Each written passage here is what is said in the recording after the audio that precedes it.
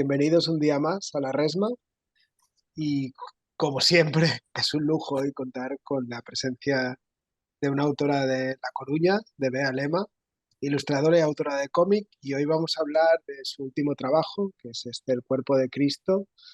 Eh, una obra que, bueno, ahora nos va a contar, una obra que en 2017, una primera versión, o eso será mi primera pregunta, Bea, una primera versión de este trabajo recibe el premio Castelao de la Diputación de La Coruña, Cuerpo de Cristo, y luego más adelante, después de una beca residencia en la Maison des Arts de Angoulême, se desarrolla, crece, muta, se transforma y nos llega ahora esta versión publicada por Astiberri, que ha sido publicada en Francia previamente por Sarbacán y que también fue un trabajo en el que ahora todavía sigues más o menos implicada con una adaptación cinematográfica o de animación, si nos lo Sí, quieres contar.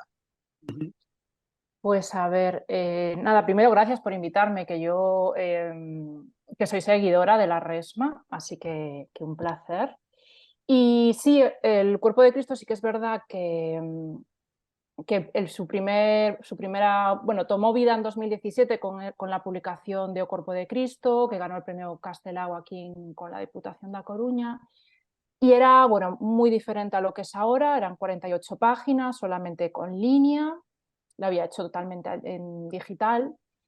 Y bueno, todo este proyecto surgió porque es un proyecto de autoficción. Yo he vivido una situación muy parecida a la que se habla en el libro. Para quien no lo sepa, pues es un cómic que habla sobre la locura y es la relación entre una madre y una hija, donde la madre pues, es diagnosticada de un trastorno mental crónico en el que no se siente reconocida, ¿no? O sea, no se identifica.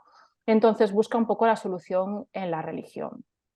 Y bueno, cuando se lo publiqué aquí en Galicia, pues la verdad que tuvo buenas críticas, gustó y demás, entonces pensé que sería interesante como ampliar más la historia, incluso como también era mi primer cómic, porque yo hasta ese momento en realidad me formé como diseñadora industrial, entonces había dibujado más bien poco, pues quería también gráficamente explorar un poquito más. Y en realidad, o sea, está trabajando desde ese momento, o sea, han pasado 5 años en los que he estado inmersa en eso, o sea, he hecho más cosas, pero le he dedicado mucho tiempo a este proyecto.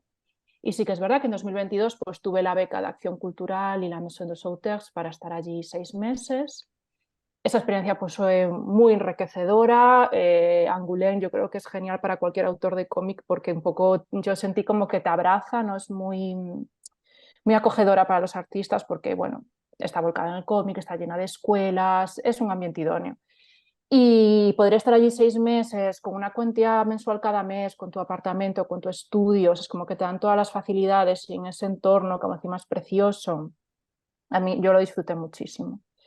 Y ahí fue donde también conocí pues, a la editorial Sarbacán y por esto surgió ahí, salió primero publicado en agosto en Francia, acaba de salir hace nada, 2 o 3 semanas en España y hace poquito también que hemos tenido la noticia que saldrá el año que viene en Italia, que está también muy bien. Ujú. Y efectivamente, cuando ya estaba o sea, como terminando el cómic, pues yo la animación tengo como muchos amigos, gente cercana que trabaja en el mundo de la animación y hacía tiempo que tenía esa idea de adaptar el cómic, ¿no? Cuando lo terminara. Y contacté con un par de productoras, con Único y con Habano, y bueno, pues el proyecto ha salido adelante y estamos ahora como con la parte más creativa del proceso, guión, estudios de arte, la animática, sí, empezando con eso. Has comentado, Bea, que tú lo consideras una autoficción. Mm. Claro, yo supongo que eso tiene que ver con el hecho de que la protagonista se llama Vera, no se llama como tú, ¿no? Entonces, me gustaría que nos comentaras un poco más cómo has trabajado esto, porque, bueno, a fin de cuentas, lo que aparece en el cómic parece bastante íntimo, pero no sé Mm. cómo has trabajado tú en esa relación, ¿no? Entre lo que te inventas y lo que hay detrás que pueda ser más real. Vale, pues a ver, por un lado la etiqueta de autoficción significa varias cosas. Por un lado es una protección para mí, para no sentirme demasiado expuesta. Por otro lado, también es verdad que cuando trabajas con la memoria es un terreno muy escurridizo, ¿no? ¿Qué partes es tu propia visión? Si contara la historia cualquiera de los otros protagonistas sería otra. Entonces, bueno, siempre es un poco ficcionada. Después la realidad también es muchísimo más caótica, no responde a los ritmos de la narración, ¿no? Para que te tenga, para intentar mantener al lector ahí como atento y demás. Y tampoco está tan cerrada como en el cómic. Entonces, bueno, pues no deja de ser una construcción. O sea, he metido partes que cerrado hilos de la narrativa de una manera ficcionada y después, pues sí, también hay mucho de realidad, pero bueno, esta es una mezcla. No sé si en algún momento de este proceso, claro, es un relato de autoficción, no sé si tenías en mente a otros personajes implicados en la historia, en el mundo real, que pudieran leer ese trabajo o que ya vieron, no sé, la primera versión, la que ganó ya el premio, si ahí ya se Mm. sintieron reflejados y hubo ahí algún tipo de retorno por parte de gente directamente implicada. Sí, sí, a ver, es delicado trabajar con el tema de la autoficción por eso, porque claro, hablas de otras personas que se pueden ver reflejadas. Ujú. En mi caso, pues por un lado estaba pues obviamente lo más evidente que es mi madre y bueno, pues con ella lo hablamos, ella está preocupada por si era reconocible, que obviamente no lo es, y por otro lado, para mí el argumento de peso que justifica un poco el hacerlo es que era parte, en parte nuestra historia, pero en realidad es la historia de muchas personas, ¿no? Porque las enfermedades mentales graves, como puede ser la psicosis, pues una cosa que es un tabú, que no se sabe, no se habla, no se sabe qué hacer cuando llegan a una familia y bueno, que al final yo consideraba que esa historia podría ayudar a otras personas a vivirlo de otra manera. Entonces, bueno, esto digamos que se quedó satisfecha con esto. Sí que es verdad que yo intento a mi entorno mantenerlo un poco al margen, pues no van a presentaciones, cosas así. Y después, bueno, para mí también hacer el libro me hizo tomar conciencia del papel, ¿no? De cuidadora que yo había tenido y supuso que yo en mi vida personal también tomara como muchas decisiones y claro, eso obliga al resto de los miembros de la familia a recolocarse y obviamente, bueno, ha habido muchos movimientos, pero siempre hay una parte de incomodidad, pero al mismo tiempo creo que era necesario hablarlo y un poco que reflexionáramos sobre todo lo que habíamos vivido. En tu caso particular, Bea, ¿qué te ha supuesto hacer el cómic? Porque me imagino que te habrás, bueno, si entra a valorar cuánto hay de ficción o de realidad, ¿no? Porque ya hemos dicho que hay una mezcla, pero me imagino que te habrás tenido como que replantear muchas cosas, recuerdos infantiles que tú tenías, no sé cómo ha sido ese proceso. Me imagino que Mm. nada fácil, ¿no?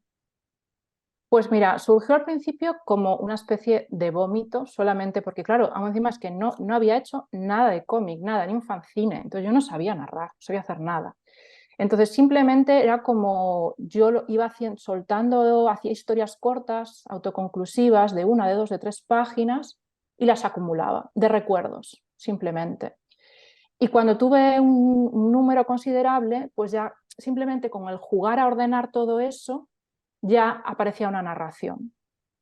Para iniciar, sí que es verdad que el documento que tomé como inicio fue el informe médico que sale en el libro, porque era como la única información donde a mí se me explicaba qué estaba pasando, porque como en casa no se había hablado nunca, todo era un tabú, nada se podía decir, pues ese documento era lo único que me podía agarrar, por ahí empecé como a buscar bibliografía, sí, sí. Después pues también investigué a empezar a hacer lecturas sobre psiquiatría y así. Y bueno, por eso también me ha tomado el tiempo que me ha tomado, ¿no? Porque ha sido una investigación de mucho tiempo, de mucha edición, de leer un montón también.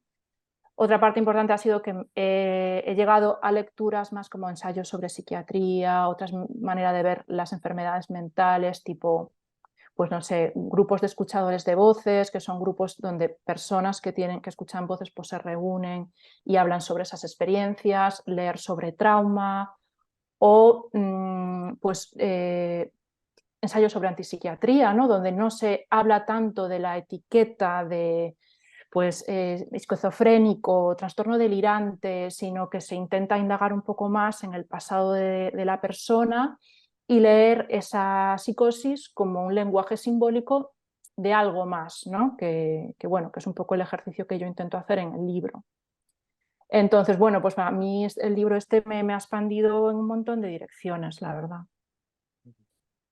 Es interesante lo que nos cuentas mucho y refleja todo este periodo de tiempo en el que has estado trabajando y que es un libro que primero te ha introducido en el mundo del cómic. Yo quería empezar porque tú antes nos has dicho, yo vengo del diseño industrial, entonces, ¿cómo entras tú? ¿Cómo decides llegar al cómic? ¿Por qué el cómic?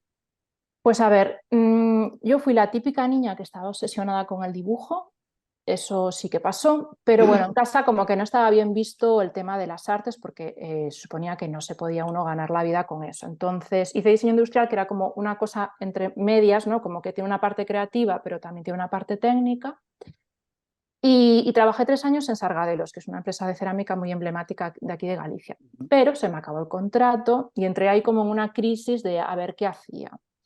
Y en ese momento más o menos empecé conocí las ferias de autoedición, pues el Autobán, que se hace aquí por ejemplo en Coruña, y entré en contacto con autores pues, como Martín Romero, Alberto Vázquez, Pilar Marcó, y ahí se me abrió un mundo porque, bueno, pues se me juntó también que estaba como en esta búsqueda personal de contarme de alguna manera esa necesidad de indagar en mi pasado con la libertad del fanzine, ¿no? De que ves a gente que no dibuja bien canónicamente, ni hay que hacer, bueno, como que se salta todas las normas, hay toda la libertad del mundo. Y eso digamos que a mí me dio como también, bueno, pues si ellos pueden hacerlo, yo también puedo intentarlo, ¿no? Es tan simple como ponerse a dibujar y ponerle una grapa, pues a ver qué pasa. Y esa fue la puerta de entrada. Ujú. ¿Y hay alguna de las páginas de esa primera versión que podemos leer en esta versión de Astiberri? Algo ha quedado. Sí, sí, sí, algunas han quedado. Por ejemplo, el informe estaba. Hay una donde la madre se despierta de noche, que se marcha de la casa y tal. Esa estaba igual, lo que pasa que, bueno, pues la técnica, pues le usé rotulador como está ahora todo. Ujú. Hay otra que sale que Vera descubre que la madre tiene unas botellas escondidas y hablan de que bebe mucho alcohol y tal. Esa también está. Bueno, la imagen de la portada, que para mí es muy importante, el Ujú. título. Mm, mm. Como el cómic ha salido hace poco, igual la gente que nos está escuchando pues no lo ha podido ver todavía, pero sí que es verdad que hay cambios de estilo muy significativos, ¿no? Dentro de que siempre es el mismo tono gráfico, ¿no? El mismo, bueno, quizás el mismo trazo, después encontramos técnicas, sobre todo de coloreado, muy diferentes entre sí. A mí me ha parecido bastante llamativo esto, ¿no? Y te quería preguntar por cómo tomas esas decisiones, o sea, qué te decía, cómo tenías que afrontar cada página a Mm. nivel gráfico. Pues a ver, hay varios condicionantes. Por un lado, mis limitaciones, porque pues eso, lo que venía diciendo, ¿no? No tengo mucho bagaje como dibujante, entonces pues todas las representaciones ya son como muy frontales o laterales. Entonces la idea era, vale, pues o sea, hacemos esto, pero busquemos la que sea más diverso, pues a lo mejor a la hora de cómo estructurar la página, ¿no? Pues a veces hay muchos blancos, hay otros que son como ilustraciones, bueno, jugar con todo eso. Después también había la intención de que hubiera un contraste grande entre la gráfica, que es como muy naif con la temática, ¿no? Para buscar ahí como, bueno, por un lado la infancia está muy presente en el libro, entonces tenía todo el sentido. También cómo hacerlo más amable, ¿no? Como que sea más fácil a lo mejor acercarte de primeras sin saber exactamente lo que te está contando. Eso por un lado. Y ahí Y es por fácil otro, también pensar, perdona Bea, que te he interrumpido, es sí, fácil pensar en Persépolis también, ¿no? No sé si era una influencia o un referente que tú tenías en mente para abordar esto. Lo digo por lo del dibujo y... por lo del dibujo. Sí, más en cuanto a referentes, sí que es verdad que empecé a leer muchísimos cómics autobiográficos, sobre todo escritos por mujeres, porque me sentía más identificada en esa narrativa. Persepolis, o sea, me encanta el cómic, obviamente es un clásico, pero no es uno de los referentes directos, no, no. Más, por ejemplo, me encanta, pues no sé, el Art Brut o autoras, Power Paola me fascina, por ejemplo, sí. Y después más en torno al color, pues fue una deriva como natural, que hay una parte de la historia pues que es como donde la madre tiene crisis, hay episodios de psicosis y tal, pues ahí entonces como que cada vez aparece más el gris, como progresivamente, hasta que hay algunas que solamente son en grises y después vuelve como el color, ¿no? Entonces, pues eso me lo dio un poco la narración, el ritmo de la narración. Yo quería preguntarte también, evidentemente, por las páginas el bordado. ¿Cómo llegas al bordado? Porque luego la casualidad, la vida ha querido que coincidas con una autora inglesa, que es Gareth Brooks, que también tiene obra que supongo que al final has dado con ella, no porque alguien te lo habrá recordado. Pero ¿cuándo tomas la decisión del bordado? Supongo que, no sé si has bordado desde siempre o es Mm. algo que te interesa y lo incluyes directamente. Vamos Sí, a enseñar sí. alguna página, no sé si lo va a apreciar la gente, yo creo que sí, ¿no? Que se Mm. aprecia bien que Ujú, páginas Sí, bordados, sí, como estamos comentando. ujú. sí. Pues sí, esta autora, de hecho, me la descubriste tú, Marc, que yo no la conocía. Ay, Sí, sí. mm, Pero, pues el bordado, a ver, vino de una manera casual. Lo que pasa ahora viéndolo con la distancia, creo que tenía todo el sentido, porque pues el tema del textil es un oficio que está en mi familia ya desde mis abuelos, y mi madre ha sido modista, y digamos que yo me crecí en ese entorno de verla ella coser en casa, de ir a mercerías, de ir a comprar telas, de que me bajara al parque y estuviera ella cosiendo, adelantando algo mientras yo jugaba. Pero en principio surgió como una manera yo de dibujar de otra manera, ¿no? Como buscar otro soporte donde yo evadirme un poco. Lo que pasa que, bueno, me dio por probar a hacer una de las ilustraciones a ver qué pasaba, me gustó el resultado y digo, oye, ¿qué pasa? A lo mejor aquí hay una vía interesante, ¿no? Y empecé a investigar un montón sobre bordado. De hecho, yo ya tenía en casa como una pequeña colección de arpilleras, que es una técnica latinoamericana que mezcla textil y bordado. Y buscando, por ejemplo, me encontré con la historia de las arpilleristas chilenas, que eran grupos de mujeres que durante la dictadura de Pinochet pues se reunían y hacían esta artesanía, pero como de una manera muy reivindicativa, porque pues por ese periodo pues había muchos hombres detenidos, desaparecidos, secuestros, y estas mujeres representaban eso, ¿no? Pues ellas manifestándose, cómo eran las prisiones, cómo eran esas detenciones, y me pareció muy interesante cómo un grupo de mujeres que en principio eran totalmente inofensivas, ¿no? Porque digamos que la costura es algo que fue incluso obligatorio aprender durante mucho tiempo, de repente lo utilizaban como algo muy subversivo. Y tanto fue así que incluso estos bordados salieron del país y fue una manera de que en el exterior se supiera también lo que estaba pasando, porque los medios de comunicación pues no hablaban de esto, ¿no? Entonces, bueno, me gustaba como también esa lectura de cómo a veces cosas que nos han sido impuestas, pues ese conocimiento se puede utilizar también como un arma, ¿no? O como una forma de expresión, o como una forma de catarsis, ¿no? Porque, bueno, para mí incluso ese hecho de bordar, que es algo lento, que es algo repetitivo, que incluso es como una especie de meditación, es una manera también como de cicatrizar, de cerrar la herida, ¿no? Y de convertir también el dolor en algo bello. Entonces, bueno, como que también hay ahí, no sé, como que todo tomaba ahí forma, ¿no? Un poco la sensación, no sé cómo, de que el bordado en el cómic se vincula muchas veces también con lo atávico, ¿no? Con lo primitivo. Lo digo sobre todo porque veo mucha influencia pues, de arte medieval o de cosas que tienen que ver con el folclore, toda la parte del principio cuando hablas del pueblo, que aparecen Ujú. esos monstruos y demás. No sé si voy bien por ahí, si es un Sí, poco lo que tú querías. sí, sí, me interesa mucho todo lo que es el art brut, el arte ingenuista, el arte medieval también, por supuesto, hay mucha influencia, es verdad. Porque me interesa, o sea, me gusta como estas obras que vienen de gente que no tiene formación académica y que la necesidad de crear surge de un impulso mucho más primitivo, de la necesidad de expresar. Y yo cuando veo algo así es como que percibo que ahí hay como verdad, como algo muy auténtico que a mí me llega. Entonces, sí, intento trabajar de esa manera también.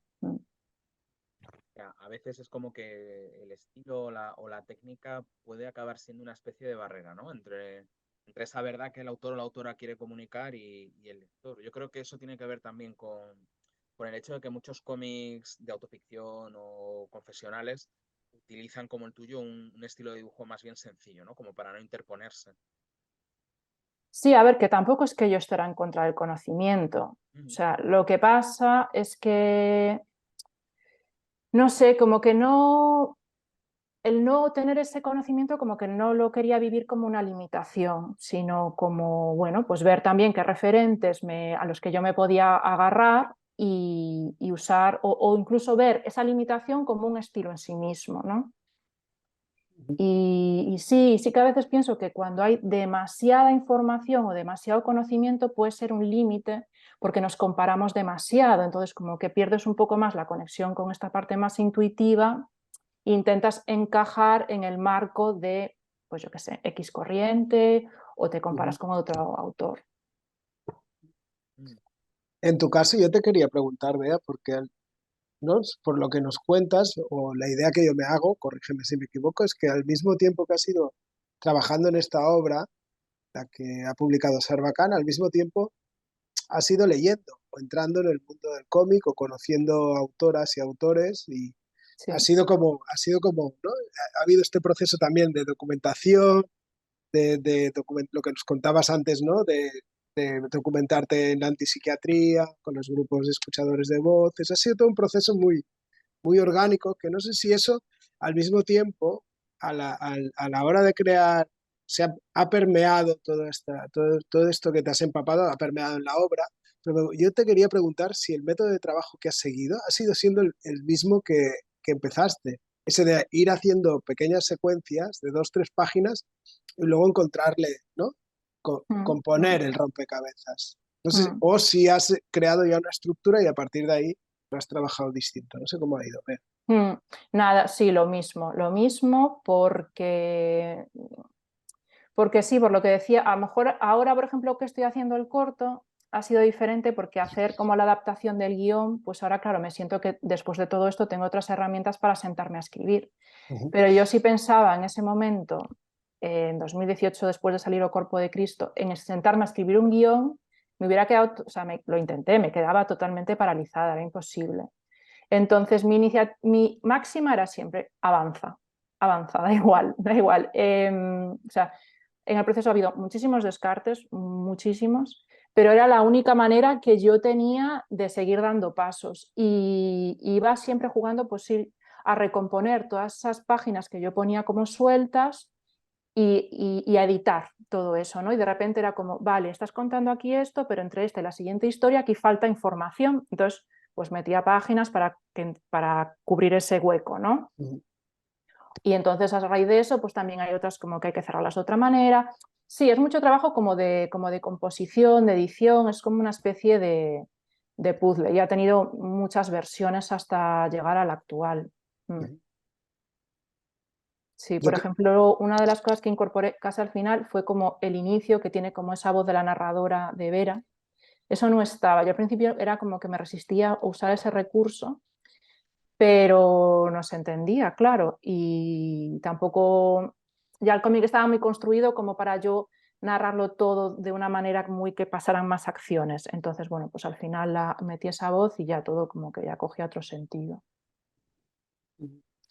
Y en ese sentido yo quería preguntarte por si cuando ha entrado Sarbacán, si ellos han trabajado también contigo la obra o ya la tenías hecha ya. Esa es mi pregunta.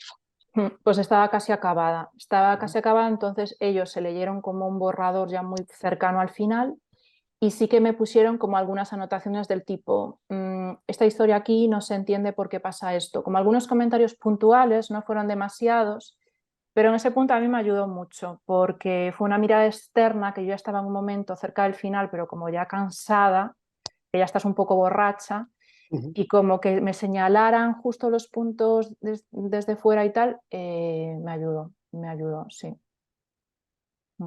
Supongo que eso es lo más difícil, ¿no? Cuando alguien está haciendo un cómic sobre temas que no puedes documentar, como tú comentabas, pero al final hay cosas que son tus recuerdos y tus vivencias.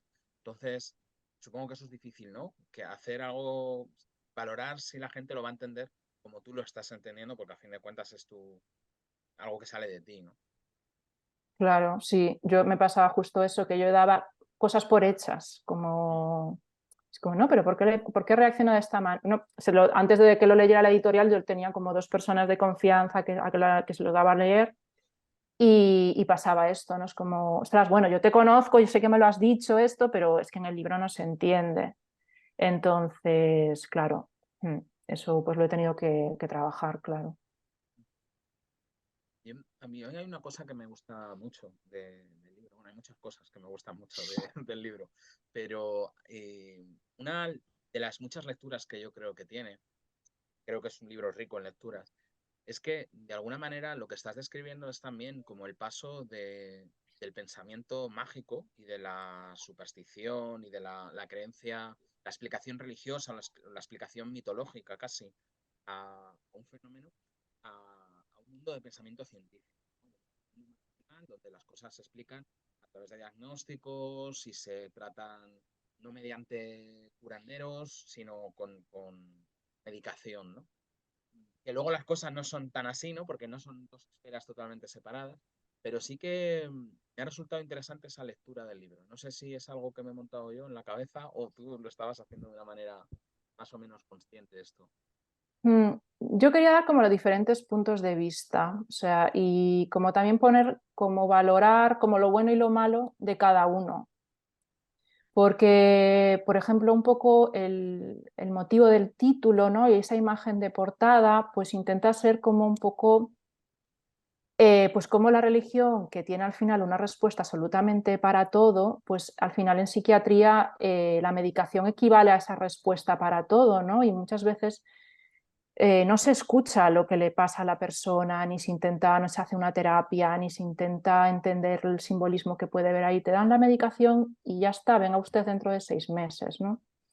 Entonces, bueno, para mí el tema de la salud mental es muchísimo más complejo que eso. Y en este proceso incluso, que yo hasta ese momento tenía mucho rechazo por la religión y por las creencias y tal, pues ahora las veo de otra manera porque creo que también cumplen una función, ¿no? Y que, por ejemplo, aquí en Galicia, que ha estado siempre tan arraigado, pues el tema de las meigas, los aires, los males de ojo.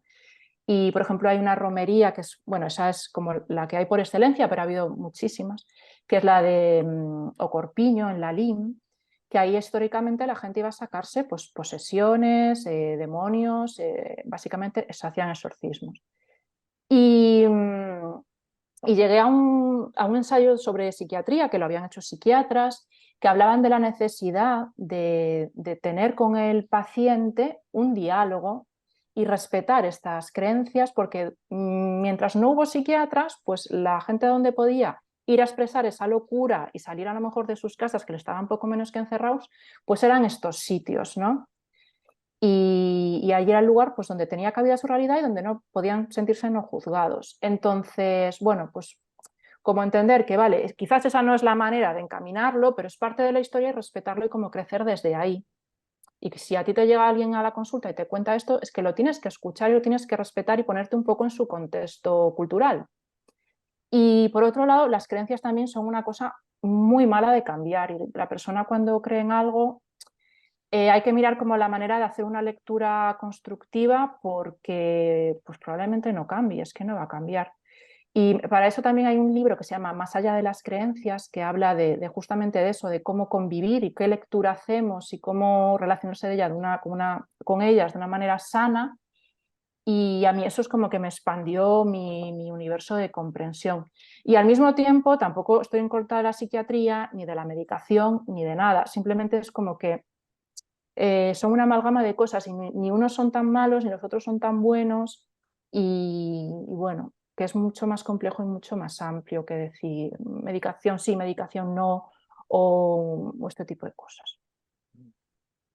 Es un punto de vista complejo y lleno de matices que, que no sé, porque todavía el libro acaba de salir en España, pero no sé si puede suscitar debate en este sentido, ¿no? De gente que lo interprete como que es un libro antipsiquiátrico o todo lo contrario, que es un libro hiperracionalista y cientifista.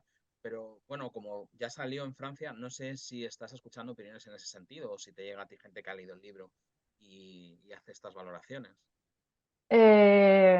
No, o sea, en Francia yo creo que del libro con lo que más se queda la gente es que hay como una pátina de ternura y de amor muy grande y como respeto y delicadeza en las cosas de las que se habla, y creo que eso es lo que predomina, ¿no? Y creo que se percibe como esa visión un poco de, no sé si de consenso, pero como decir, no sé, vamos a intentar verlo, a escuchar todas las voces y a ver con todo esto qué podemos hacer, a ver si cogemos como el camino del medio, que igual quizá sea el más equilibrado, ¿no? Y es lo que he percibido. Sí que es verdad que entiendo que hay lecturas que a lo mejor si no sabes un poquito más sobre pues, salud mental y tal, pues igual no llegas a hacer, ¿no? Es normal. Pero por ahora no me ha resultado polémico. Sí que es verdad que, por ejemplo, en Madrid, en la presentación de Madrid la semana pasada, pues me acompañó una psiquiatra y 2 personas de la Asociación de Salud Mental de Madrid, y ellos están un poco pues, en esta línea, ¿no? de abrir la psiquiatría, como de verla de una manera más humana, y consideran que es necesario abrir este debate, sobre todo pues, como en el sistema sanitario, que es donde ellos están, ¿no? Y por otro lado, yo también creo que esta información es importante que llegue a las familias, porque cuando llega esta situación a una casa, es muy mala de llevar si no sabes cómo hablarle a esta persona, ¿no? Porque lo que más te sale así de primeras, pues es decirle, vaya, pues qué tontería, o no te preocupes que ya se te pasará, o venga, hombre, que eso no es para tanto, ¿no? Entonces todo eso incrementa la ansiedad que puede estar pasando una persona que está teniendo unas sensaciones horribles, si aún encima su entorno, ostras, es que ni la valida, ni la escucha, ni nada, ¿no? Sí, total. De hecho, en el libro también son muy importantes otros personajes que no lo sufren directamente, pero sí indirectamente, ¿no? Y cómo tienen, por ejemplo, ese padre que tiene que intentar convivir con eso y busca su propia manera, ¿no? Sus propios mecanismos de huida. Por supuesto, el personaje de Vera también, ¿no? Que como decías al principio, tiene que asumir labores de cuidados. El hermano también, ¿no? La madre como que de alguna manera lo ataca o vuelca en él determinados miedos. Es una situación en la que a mí me gusta mucho del libro que la culpa no aparece como concepto. O sea, no es que nadie tenga culpa ni responsabilidad, sino que es un tema más colectivo. Cada uno hace un poco lo que puede y no culpas a ningún personaje de una manera directa. A mí eso me parece muy interesante. Es interesante, voy a hacer un apunte porque no culpas, pero al mismo tiempo todo el mundo queda reflejado en cómo puede asumir esa realidad que a todo el mundo sobrepasa, ¿no? Y luego, antes nos has dejado caer una píldora muy interesante, que es que el libro ha obligado a recolocar las relaciones intrafamiliares, ¿no? Aunque sea autoficción.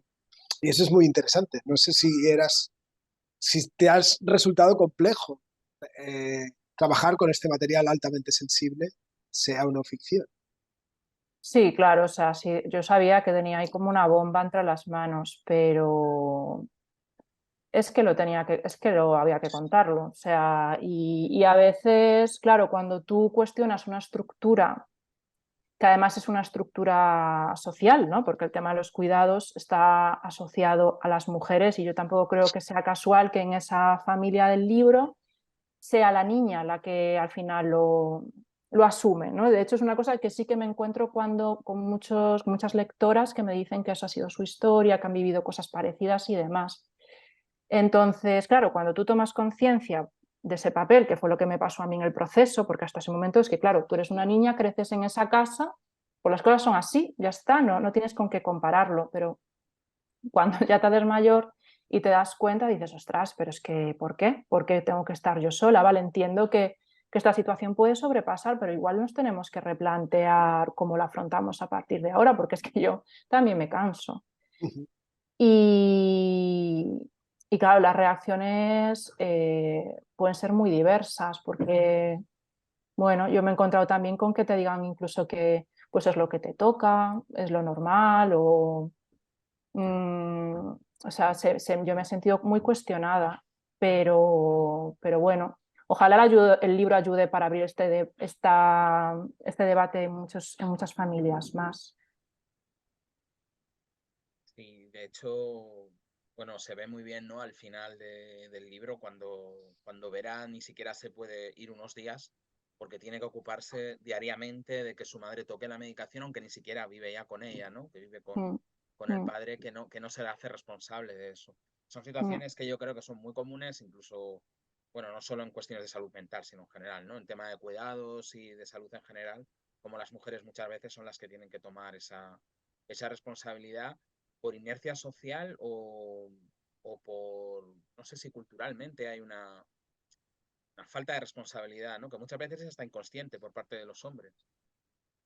Yo creo que hay varias cosas. Por ejemplo, en esa generación, ¿no? Del padre que sale en la historia, que es un hombre nacido pues, en el torno al año 45, 46, es una generación que no ha desarrollado su emocionalidad. Entonces, les resulta muy difícil hablar de emociones, ¿no? Y de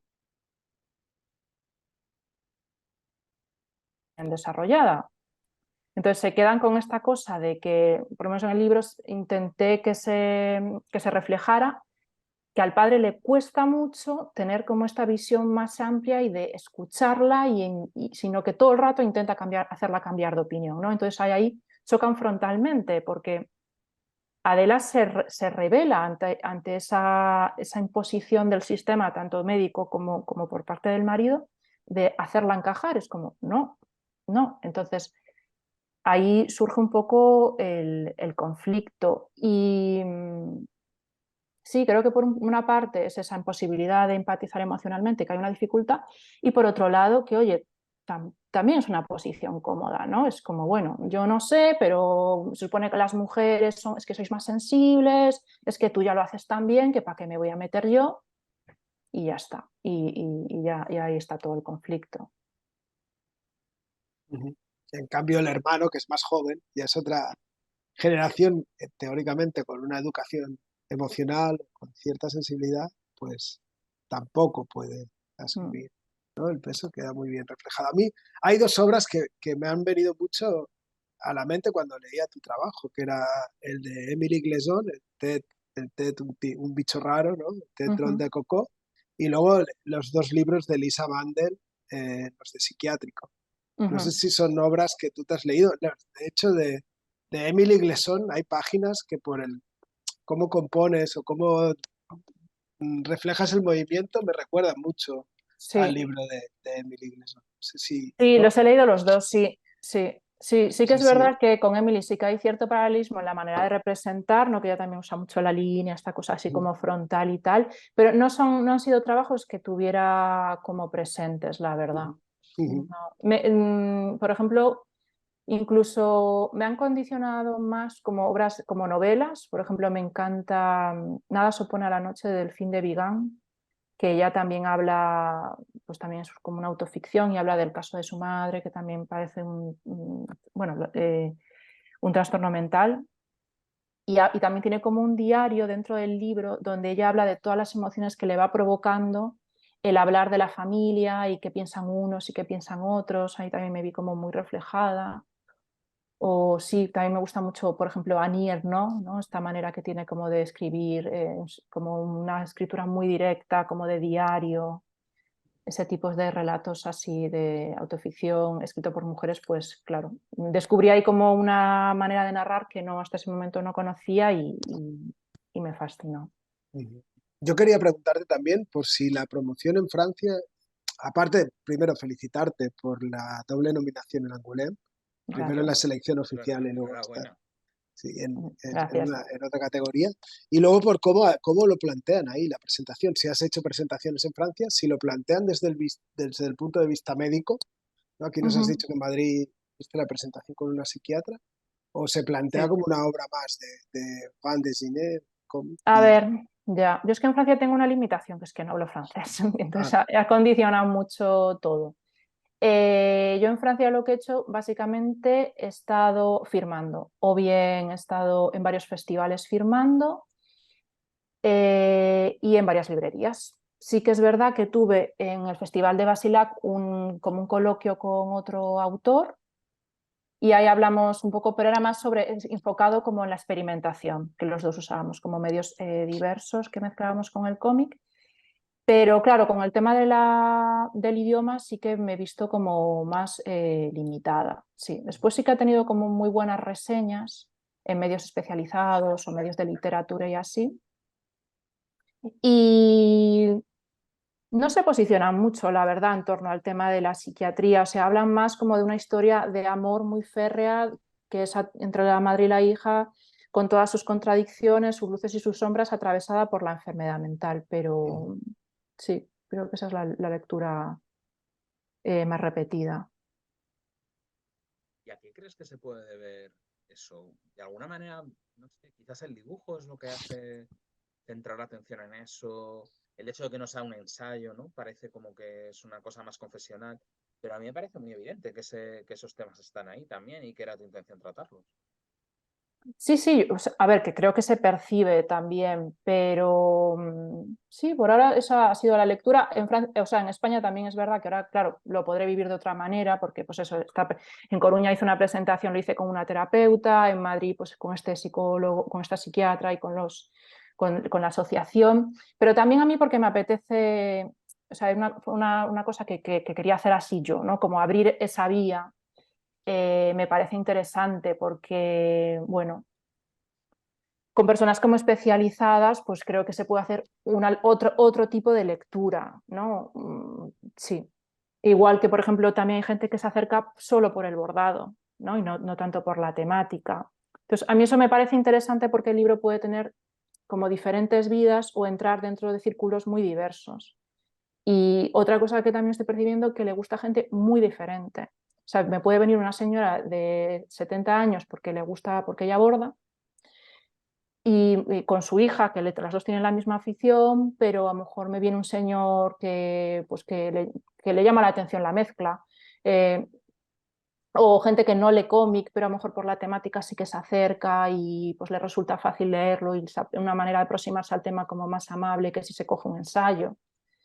Y bueno, y eso me gusta, porque claro, yo lo que quiero es que el libro se lea. Claro, desde luego, ¿no? Eso es fundamental, ¿no? Para que luego pueda haber debates y para que el libro también Mm, tenga mucha vida. sí, total. Hay otra cuestión que, bueno, que no sé si tiene que ver también con algo generacional, ¿no? Pero yo creo que la percepción que tenemos, por lo menos en España, yo creo, bueno, globalmente también, ¿no? De la salud mental ha cambiado muchísimo desde la generación que se refleja en los padres, ¿no? Del libro con respecto a la nuestra y no hablemos ya de la que viene después de nosotros, ¿no?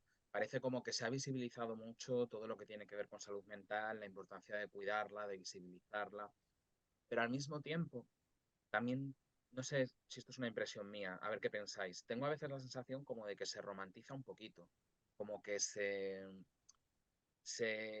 no sé si idealizar es la palabra, pero se rebaja un poco todo lo que supone tener un trastorno de este tipo para la persona y para su entorno y se plantea pues como algo más, por así decirlo, suavizado, ¿no? O como se les atribuye, por ejemplo, mucha creatividad, que a veces es verdad que es cierto, pero bueno, yo creo que se puede llegar a romantizar un poco por la vía de quitarle el estigma que tiene, ¿no? Que es algo muy necesario, pero quizás en algunos momentos, no sé si tenéis la sensación de que se evita hablar de las cosas negativas o de los problemas que puede suscitar.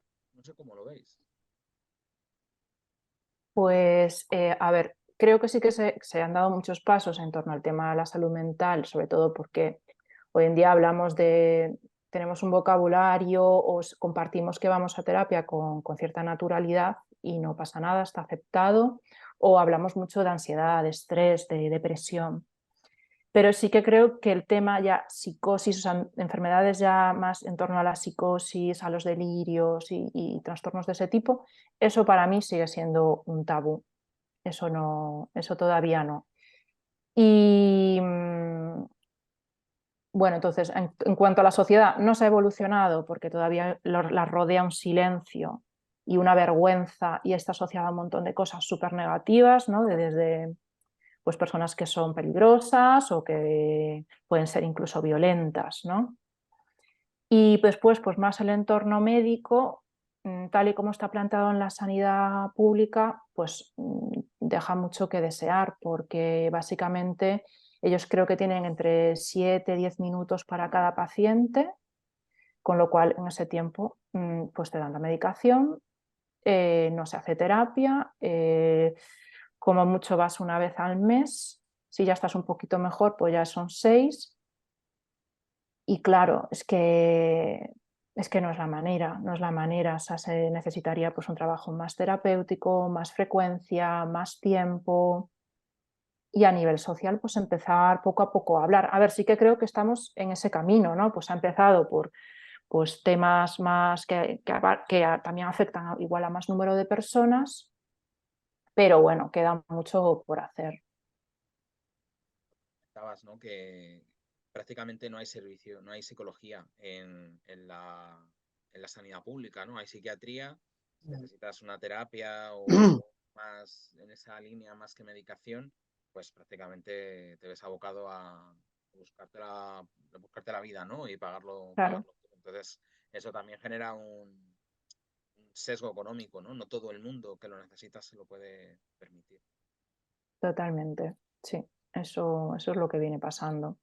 También es verdad que, bueno, ahora a mí que me ha tocado también como tratar ahora con otras generaciones de psiquiatras, que hay como un relevo, se nota mucho la diferencia, ¿no? Porque es que por lo menos a mí con los que me ha tocado tratar, incluso había como una cierta, o sea, es que era como, no sé si llamarlo arrogancia, pero como superioridad, incluso es como ni intención, es que ni de escucharte, pero ni como familiar, ni aunque le fueras a buscar ayuda, es como, mira, es que no es para ti la consulta, ¿sabes? Como, ya está, que se tome las pastillas, que eso es muy desagradable. Y las familias son fundamentales para el bienestar de la persona también. Pero sí que es verdad que la gente que viene más joven, ya incluso, yo creo que por iniciativa propia, porque el sistema no lo contempla, pero intentan dar un trato más humano o darte más información o darte más espacio, ¿no? Que es una cosa que antes no se hacía. Bueno, eso que antes has comentado que es tan importante, ¿no? Que es simplemente escuchar al paciente, escuchar a quien tienes delante y el simple hecho de que pueda haber un retorno, una escucha activa. Es muy significativo lo que nos comentas, ¿no? De ese psiquiatra que a veces, pues quizás hemos topado otra gente que nos escuche, ¿no? Que no Mm. quieren ni que les cuentes, no, no, yo te doy la medicación y fuera. Sí, Sí, sí, y eso también creo que está muy asociado con la historia de la locura en general, porque, bueno, desde que nos veamos al medievo y eran personas que estaban endemoniadas, hasta el psiquiátrico como institución donde apartarlos y encerrarlos, es que se han tratado como causas perdidas, ¿no? ujú, Entonces, el psiquiatra venía haciendo lo mismo, es como no hay otra cosa, es que es la medicación y ya está. Entonces, desde el momento que si se diera esa visión de que ¿cómo decirlo? Por ejemplo, en el libro lo asocio, intento hacer una asociación entre la psicosis y un trauma, ¿no? Un trauma, entendiendo el trauma como una herida que no está cerrada, que no está cicatrizada, que no se ha expresado y, y falta justo eso, ¿no? Ver a una persona que tiene un brote psicótico no como un loco, entendido como una causa, una persona que ya no hay nada que hacer, sino como una persona que está herida, que tiene algo ahí que no ha procesado y que a veces su mente, la única salida que ha encontrado es ese lenguaje mágico, ¿no? Entonces, bueno, yo creo que la llave para que las cosas funcionaran de otra manera sería esa, sería hacer más terapia y entenderlo de esta manera. ujú, ujú. Sobre todo también porque al final, como tú dices, ¿no? A veces son causas ambientales, no son causas genéticas. Otras veces sí, pero Mm, o puede ser una mezcla de ambas O cosas, una ¿no? mezcla. Entonces, una persona podría mejorar mucho su calidad de vida si además de la medicación que le haga falta, pues puede tener esa vía, ¿no? De autoexplorarse y entenderse a sí misma y entender por qué le pasa eso, ¿no? Porque siguen siendo personas con capacidad de agencia y con capacidad de raciocinio, ¿no? Que quizás es en la línea de lo que decías tú antes. Antes se consideraba que un loco era un loco, además tenemos como muy interiorizada toda la imaginería del manicomio, ¿no? De la persona con la camisa de fuerza en una sala acolchada, ¿no? Una habitación de la que no puedes salir, cuando no es así en absoluto. Son personas que tienen sus crisis, que tienen sus episodios, pero que siguen siendo personas adultas, ¿no? Que pueden razonar. Por supuesto, por supuesto. De hecho, Adela, ella tiene sus problemas, pero al final saca una familia adelante y cuida de su hija y tiene tiene vida. O sea, no solamente, no está todo el rato encerrada en eso, ¿no? Por supuesto. Y también es verdad que vemos muchas veces al loco como el otro, ¿no? Como nunca contemplamos que a nosotros también nos puede pasar. Pero nos puede pasar por muchas cosas, pues gente que le da un brote psicótico por un consumo de drogas o por un pico de estrés. O sea, hay mucha, y puede ser un estado transitorio que lo tienes puntualmente y no te vuelve, pero ostras, que nadie está libre de eso. Entonces, es que esa es esa falta de empatía, sí. Yo quería... Perdón, Gerardo, pregunta. No, solo he dicho total. Nada más, no quería decir nada más, Mm. Marc. No, a mí me gusta cómo encuentras soluciones formales. Te quería hablar, ¿no? De dobles páginas como estas, que son o sea, te lo has pasado genial. Es la Me la he sensación pasado que genial, sí. no sé cómo llegas ahí, porque tienes que venir muy fresca para llegar a estas soluciones, ¿no? No sé Sí, cómo. sí. Sí, yo he intentado divertirme todo lo que he podido, la verdad. Entonces, en cada página intentaba como que hubiera un pequeño reto para mí, ¿no? De no repetirme mucho en la manera de representar. Y esas páginas salen al final de dibujar y dibujar y dibujar y de repente das con eso y dices, ah, pues mira, aquí hay algo interesante. Mm. Ujú, ujú. Y quería preguntarte también si a partir o sea, el Cuerpo de Cristo es un proyecto que te está llevando muchos años, pero si tú vienes del diseño industrial, si Mm. te quedan cosas que contar en el mundo del cómic, o si te apetece seguir explicando y narrando y explicándonos a través del cómic. Sí, sí, el diseño industrial ya lo he dejado atrás, ya está. Ujú, Pero el cómic sí, tengo ahí como otra idea que me gustaría hablar como de la adolescencia y el descubrimiento de la sexualidad, ese despertar sexual y también la sexualidad como tabú. Pero bueno, ahora claro, estoy con el cortometraje, que es la adaptación del Cuerpo de Cristo, que ya va a ser un proyecto que me va a llevar año y medio, 2 años. Y ya proyectarme más de ahí me parece ciencia ficción. Entonces, vamos a hacer esto y ya se verá. Me gustaría, ¿eh? ujú, Hacer más cómics, sí, sí, sí. ujú, Sí, o sea, de hecho me pasa que es como que estoy muy contenta haciendo el corto, que me parece, me siento muy privilegiada de, bueno, de que se me haya dado las cosas así como relativamente fácil y que ha ido todo como muy fluido. Pero por otro lado también digo, ostras, me gustaría hacer como otra historia que no tuviera nada que ver con esto, ¿no? Entonces, bueno, sí, o sea, me gustaría hacer algo más en cómic, seguro. Mm. Yo no sé qué tiene el cómic que engancha, ¿no? Cuando hablas con gente, un poco como tu caso, ¿no? Que tiene una trayectoria Mm. profesional, a lo mejor más o menos relacionada con la creatividad o con las artes, pero que sin habérselo planteado mucho previamente hace un cómic y luego ya como que tiene esa cosa de quiero seguir, Ya. ¿no? Mm. A ver, para mí lo mejor del cómic es la libertad Claro. y la autonomía. Entonces, eso es genial. Y tampoco, como que tampoco necesitas muchos medios ni muchos recursos. Y sí, sí, tener toda esa libertad. Ahora, por ejemplo, pues claro, ya trabajo con un equipo en animación, Claro. entonces pues ya hay un presupuesto y hay unos tiempos y hay que adaptarse. Y el cómic, bueno, yo, claro, he dilatado todo lo que he querido, yo decidía, si me metía a bordar, pues ya sabía yo lo que había, lo asumía o no, pero ahora es diferente. Entonces, bueno, esa libertad yo creo que es lo más chulo. ujú. Y luego también la falta de viabilidad económica que hay muchas veces, ¿no? Para dedicarte en exclusiva al cómic, también tiene la contrapartida de que te da esa falta de presión, ¿no? Y esa libertad de decir, bueno, me quiero tirar 5 años, 6 años con este proyecto, ahora quiero bordar, ahora en lugar de hacerlo de 100 páginas me voy a las 200 y no pasa nada, ¿no? Yo creo que eso es una de las grandes ventajas que tiene el medio.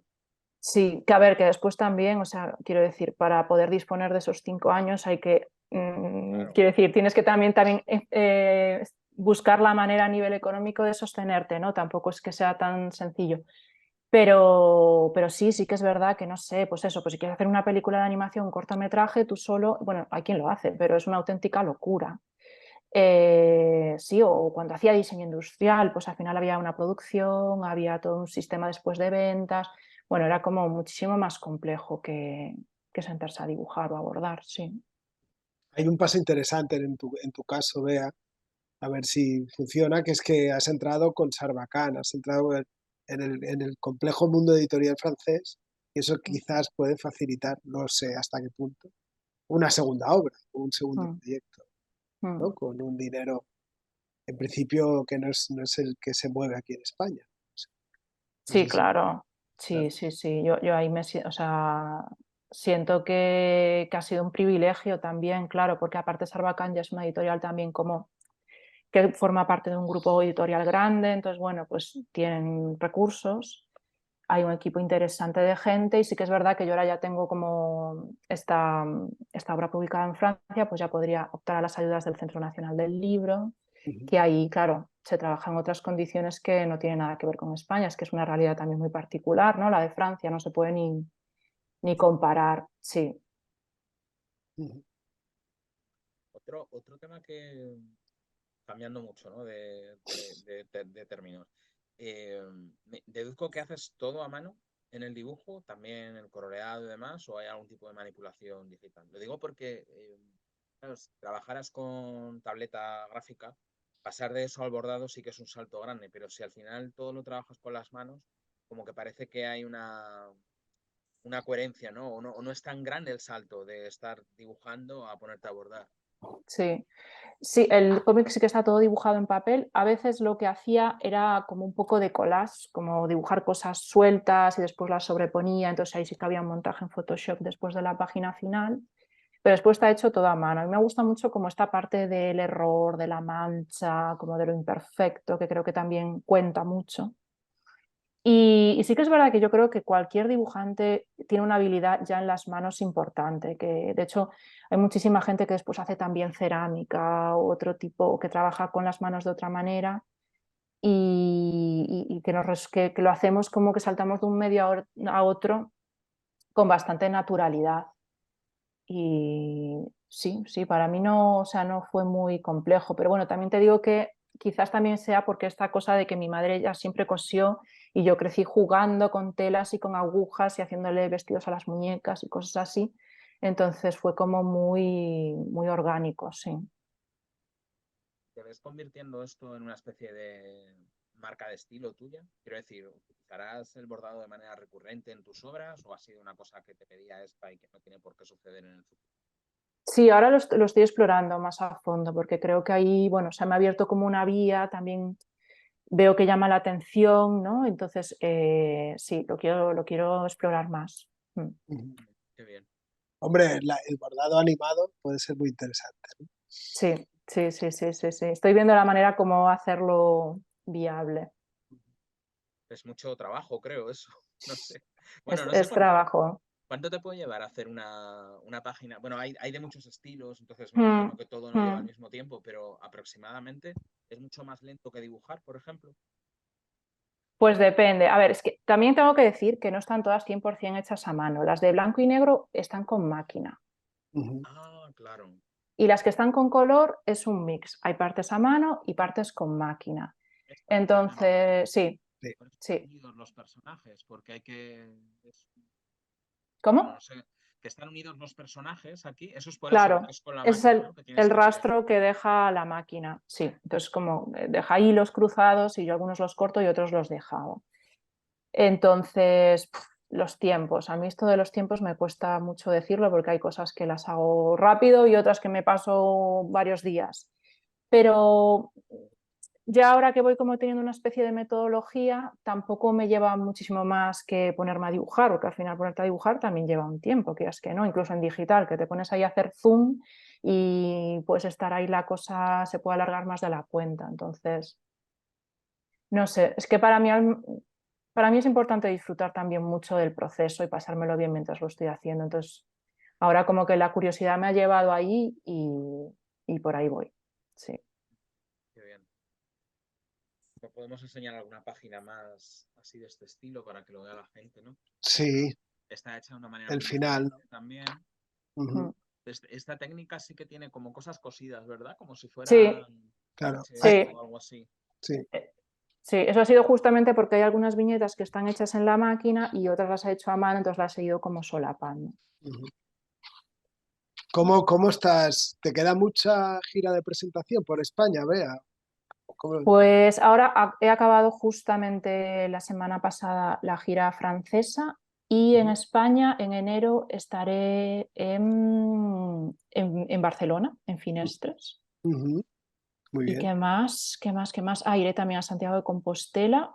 Y por ahora no tenemos más fechas, pero porque Astiberri es como que trabaja que en diciembre no suele hacer presentaciones, Ujú, pero haremos alguna cosa más. ujú. También me viene bien como, es que me apetecía también como parar un poco porque ha sido bastante intenso. Bueno, te tocará estar, nos veremos en Angoulême, supongo, Bea. Sí, claro, claro. Ujú. Pues nos veremos ahí y mucha suerte, porque a ver qué Gracias, tal. gracias. A ver qué pasa.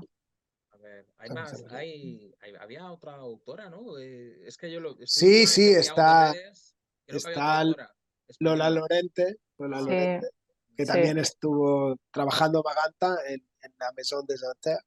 sí, No sí. sé si coincidiste con alguien por ahí de España cuando estuviste allí. Españoles.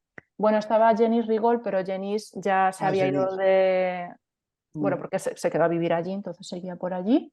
ujú, Y en ese momento éramos los únicos españoles. Bueno, sé que hay algún español más de otras generaciones que se ha ido quedando por ahí, como Zapico y tal, pero Zapico, por ejemplo, ujú, no lo llegué a conocer. ujú. Españoles yo con Jenis. Ah, bueno, y Ginia Garay. Ginia Ah, Garay claro. estuvo Ujú. un mes. Sí, que de hecho nos hicimos muy amigas. Sí, Claro, eso influye, ¿no? Esa residencia que nos has hablado, ese clima de trabajo sí, también ha influido. Supongo que también se refleja sí, pero en el libro. voy a apagar aquí un momento la calefacción. Ujú, Ya está. Como las relaciones y todo es influencia, sí, ujú, sí, claro. Un montón, o sea, es muy guay como ver cómo trabajan los otros, la información, ¿no? Que te pasas de cómo funciona el mundo editorial allí, o incluso decisiones. A mí, por ejemplo, esta parte del flashback del cómic que es solamente en blanco y negro, tenía unas pruebas y no me gustaban, no las iba a meter y se lo enseñé como un par de residentes. Bea Lozano también coincide, de hecho fue Bea ujú, Lozano quien me lo dijo, que se las enseñé y me dijo, pero ¿qué dices? Y está chulísimo, es súper original, mételo y tal. Pues a raíz de eso me lo replanteé, ¿no? Entonces, sí, sí, o ver a otros si se te ocurre, digas otra conclusión porque ves cómo trabaja uno o el otro, es ujú, muy interesante. ujú. Es un ambiente muy fructífero, ¿no? A nivel creativo. Poder estar ahí todo el tiempo con otra gente que además tiene muchas veces líneas parecidas, ¿no? En cuanto a cómo se aproximan al cómic. Total, total, sí, es chulo, porque aparte también es un ambiente que todo el mundo está como muy abierto de, pues bajo a tu estudio y me enseñas lo que estoy haciendo, pues después voy yo y me lo enseñas tú, y después, pues claro, es como está muy en la vida cotidiana y estás tomando un café y hablas de cómo trabajas, el problema, la duda que tienes a nivel narrativo, o que has hecho este curso, o que, bueno, de todo, o de las editoriales, esta funciona de esta manera, este paga tanto, este lo otro, tal. Entonces, claro, es muy enriquecedor. Mm. A todos los niveles, claro. Sí, a todos los niveles. Oye, ¿te planteas hacer una exposición con los originales tanto de dibujo como de bordado? Porque yo creo que sería chulo, ¿no? Sí, sí, sí. En Francia ya han estado, estuvieron en París en una librería y después en el Festival de Basilac también hubo una exposición. Y ahora, por ahora no tenemos ninguna más programada, pero yo creo que acabarán saliendo, porque la verdad que sí que es chulo verlos. Ujú, Mm, claro, ujú. claro. A mí me gustaría, vamos, poderlos ver Mm, mm, en mm. directo, a ver si... Vamos a ver si lo podemos llevar a Patac el año que viene. Mira, sí, sí, Ya, ahí hay, nada. hay un tema. Pues nada, vea, oye, no sé. eh, Muchas gracias por la conversación. No sé si nos hemos dejado algo en el tintero, alguna pregunta más. No sé si nos quieres recomendar alguna lectura que hayas hecho últimamente, que es algo que no preguntamos nunca y te vamos a Mm, preguntar a ti. Mira, ¿verdad? Ay, qué difícil. Bueno, esta que he dicho antes, la del feed de Vigan, Nada se opone a la noche. Bueno, es una novela. está bien. ¿Está bien? Leemos Vale, novela, claro. Perfecto. vale. Sí que antes de despedirnos, ¿no? Creo que este programa es de justicia que se lo dediquemos a Miguel López, el hematocrítico, que Mm, justo coincide con el día que hemos conocido su muerte y es una noticia que nos ha apenado en general, al mundo en general y al mundo del cómic en mm, especial. Y mm. nada, no sé, acabar así, pero bueno, Ya, bueno, sí, nada, quedémonos con lo que nos deja, ¿no? Y con esa energía tan bonita que tenía él. mm, Sí. pues nada, Pues Bueno, pues muchísimas muchas gracias. gracias. No, gracias a ti, Bea, por este rato un y placer. enhorabuena de nuevo por el libro y animo a todo el mundo que nos está escuchando a que se haga con él porque creo de verdad que es una lectura que puede aportar muchísimo a casi cualquier lector. Uno de los cómics de este año, para mí, una de mis lecturas favoritas de este año, sin duda. Pues nada, Bea, muchas Qué gracias bien. de nuevo.